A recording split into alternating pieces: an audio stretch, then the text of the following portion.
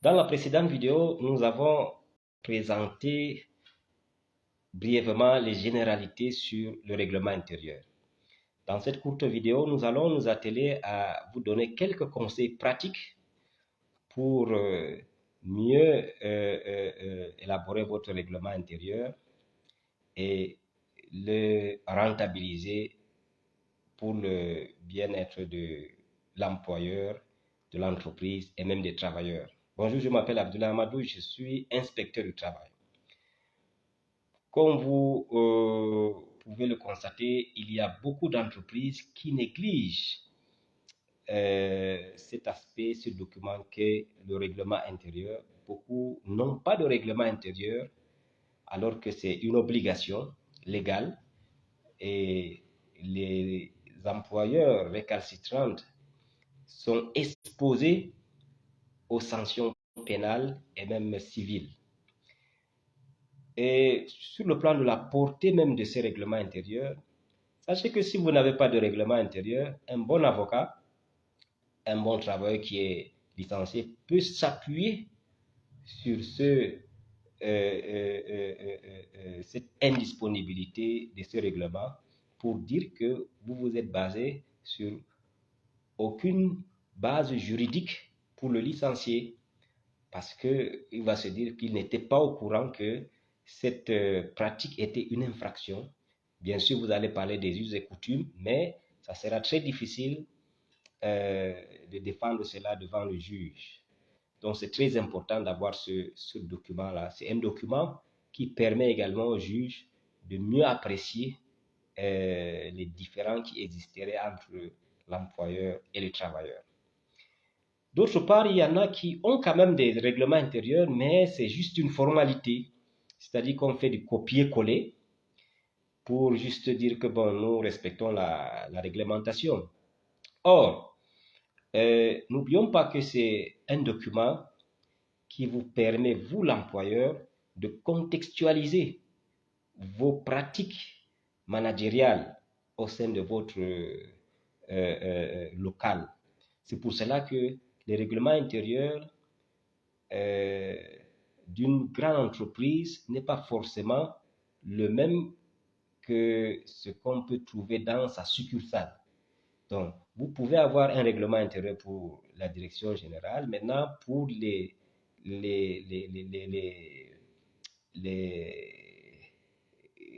structures déconcentrées, telles que les agences, vous pouvez les adapter en fonction des réalités, en fonction du contexte que vous avez à ce niveau-là.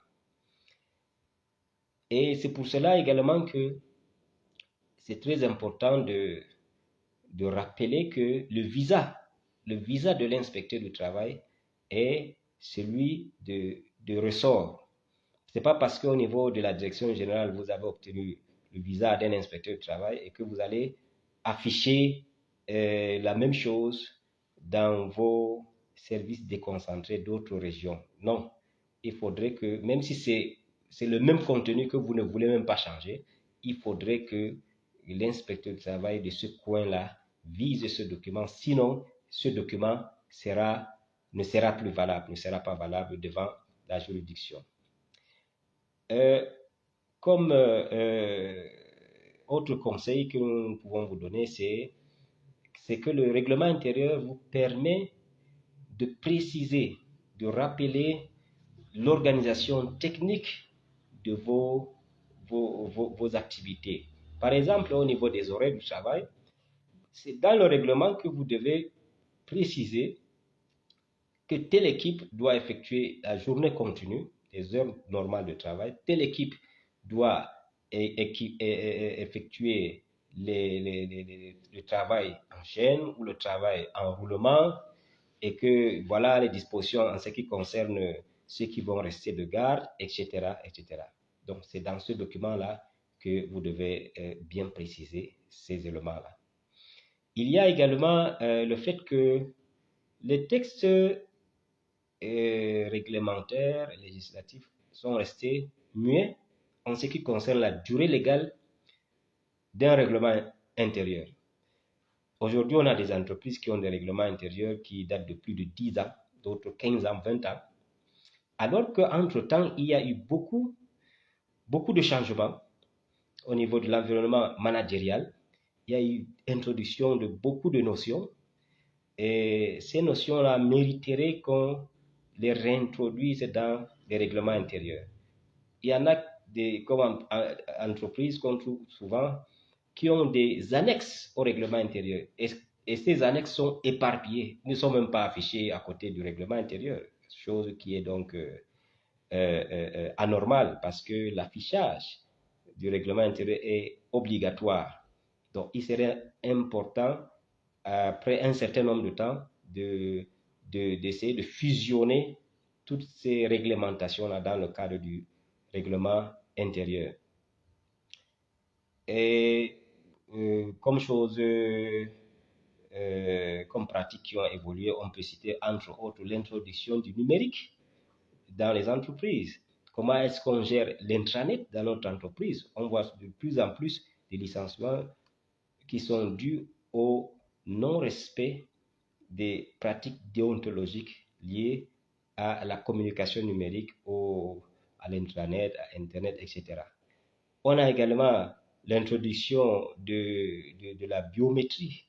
Ça peut être dans le cadre du suivi, dans le cadre des horaires de travail. Il faudrait réglementer cela. Et notamment au niveau des sanctions, on a également la gestion du problème d'alcoolisme. L'alcoolémie, comment est-ce qu'il est géré dans l'entreprise? S'il n'y a rien dedans dans le règlement intérieur, vous comprendrez que vous risquez d'avoir des difficultés lorsque un bon avocat se saisit de ce dossier-là. Et pour finir, ce n'est pas parce qu'il faut introduire ces éléments qu'il faut qu'un règlement intérieur soit touffu. Ce n'est pas du tout bien. Il y a, on l'a dit la fois dernière, des éléments obligatoires qu'il faut insérer. On n'est pas obligé de remettre tout ce qui est dans la loi, dans le règlement intérieur. Le règlement intérieur doit être concis. Il ne doit pas être très touffu. On voit souvent dans les établissements financiers des grands règlements intérieurs qui impliquent également l'interrelation entre l'entreprise, les clients, les fournisseurs. Apparemment, c'est une exigence du COBAC, mais vous devez donc scinder ces deux règlements-là. Vous devez faire le distinguo, prévoir un règlement qui concerne seulement l'interaction entre l'employeur et le personnel de l'entreprise.